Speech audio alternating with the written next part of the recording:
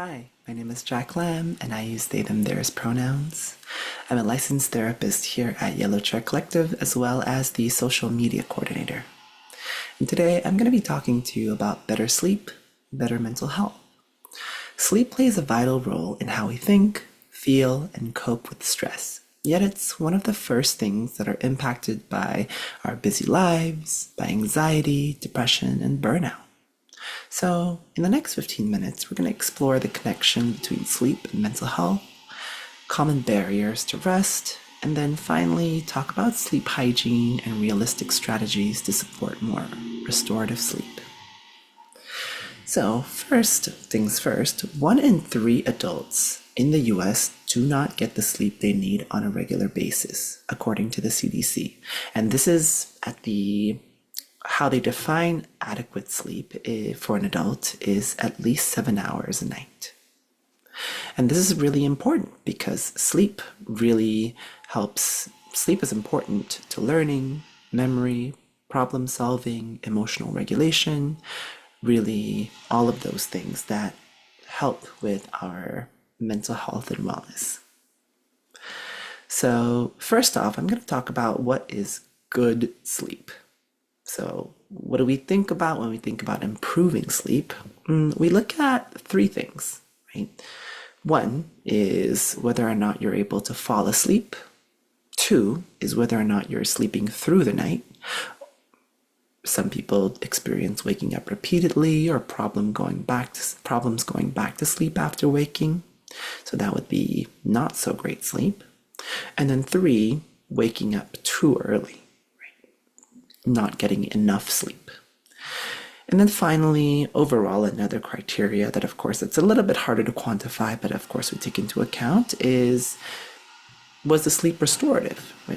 If you're getting enough sleep and you're sleeping through the night, you're falling asleep easily, when you wake up, does it feel restorative? Next, we'll talk about some common barriers to sleep that have come up with our clients.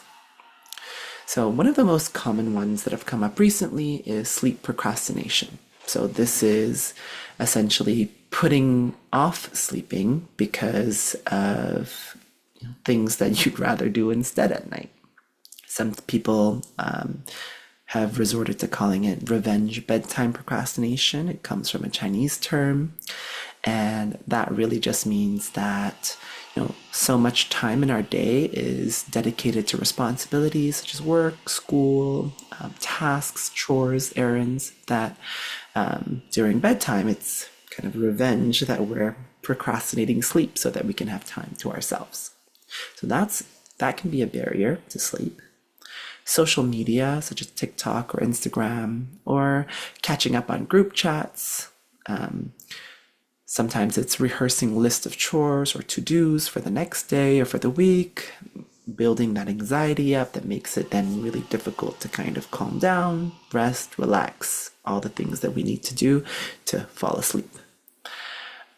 Sometimes it's games, shows, or other hyperfixations, or sometimes it's just not being able to get into the headspace or the physical sensations of restfulness, falling asleep, right? That you just can't fall asleep. And of course, there are other conditions, physical and mental health related ones, that might impact sleep, such as sleep apnea, manic episodes, PTSD nightmares, anxiety in general, or medication-induced insomnia, and so on. Now, the meat of this presentation, what we're really going to get into, is how do we get better sleep? And this is something that many of us call sleep hygiene. So sleep hygiene is a term that refers to the healthy habits, behaviors, and environmental factors that we can take charge of to help us get a better night's sleep.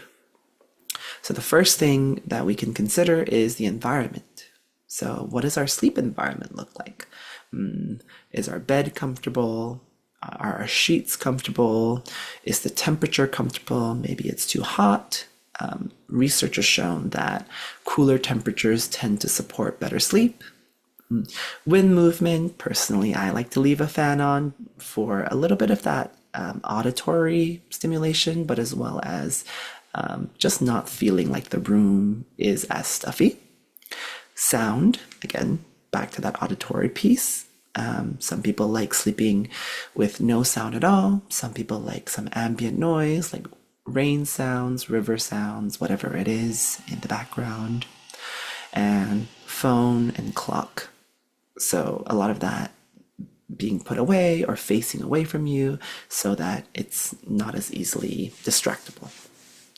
Secondly, is your daily routine. So it's not just about the nighttime routine, which is the things that we do at night to get ready for bed, but really it's about the full day, right? The things that can impact our sleep in this realm is eating, right? Are we regularly eating? Are we eating things that make us feel good? Exercise, right? Is our exercise routines regular? One thing to note with exercise is that exercising too close to bedtime can sometimes also impact sleep, as when we exercise, it activates the body, wakes it up, energizes it, and therefore it takes a little bit longer after exercise for our bodies to kind of return back to baseline or restfulness. So those are the routines that we can be conscious of. Screen time can be a big one too, especially near nighttime. I'm sure many of us might be aware of the impacts of blue light, right? And how that increases wakefulness and makes it more difficult to fall asleep. Stress management skills. So again, this has to do with the daily routine, but overall, being able to manage our stress throughout the day can help us feel calmer, which is helpful for quality sleep. Meditation, deeper breathing, journaling, or even light movements such as yoga or tai chi or stretching are some relaxation techniques that might be helpful for us to manage our stress better and achieve more restorative sleep. Next is reserving the bed. So this is something that you might have heard before, but reserving the bed for sleep. Although it can be tempting to work or study in the comfort of our bed, it can make it more difficult for our body to recognize that our bed is a place of sleep. So we try to advise folks to try to limit the bed just for sleep and for sex. Next, diet and caffeine. We talked a little bit about eating, but caffeine is also a big one, right? Try to avoid caffeine within a 6-hour window before bedtime. If you're more sensitive to caffeine, you might need longer than that. Another thing that can impact sleep quality is alcohol. So alcohol, although it might initially make you feel sleepy, it can lead to more frequent waking up at night and then poorer quality of sleep, so not feeling as restored the next morning. Therapy. So therapy can be effective in treating sleep issues and common mental health problems such as anxiety or depression that might be impacting the quality of your sleep. And finally, supplements and medications. For short-term sleep problems, such as those caused by temporarily stressful situations, grief, or long-haul travel, medication can be an option. And of course, before trying any sleep aids or supplements, it's important to rule out a sleep disorder, sleep apnea, or any other kind of conditions. So if you're starting supplements or if you're looking into medication, it is advisable to consult with your primary care provider or doctor.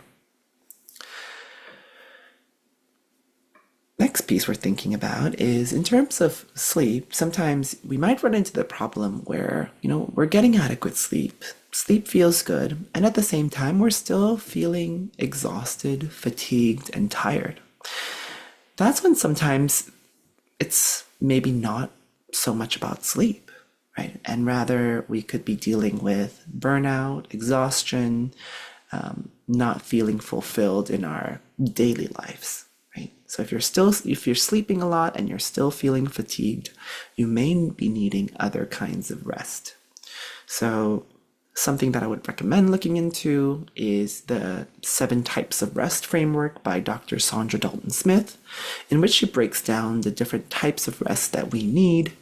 So passive physical rest being sleep or napping, active physical rest being exercise or movement, but the 6 other types of rest being emotional rest, sensory rest, mental rest, creative rest, social rest, and spiritual rest. So those are all different ways in which we can address burnout or exhaustion that isn't solely just looking at sleep. Two things that I'll leave off with is one, sometimes it's not about doing more, it's about doing less. Right? Instead of thinking about what you can add to your routine, what you can change, sometimes it's helpful to acknowledge that our capacities are limited and reorganize our routines and what we can accomplish and what we do in a day accordingly. Secondly, we aim for compassion over perfection. So, acknowledging again, maybe it's not possible for us to practice all of the things that make up good sleep hygiene, but also that creating even minor changes where you can have a noticeable impact on our sleep. So thank you so much for watching this through and joining me for this presentation, and I hope this helps you sleep just a little bit better. Goodbye.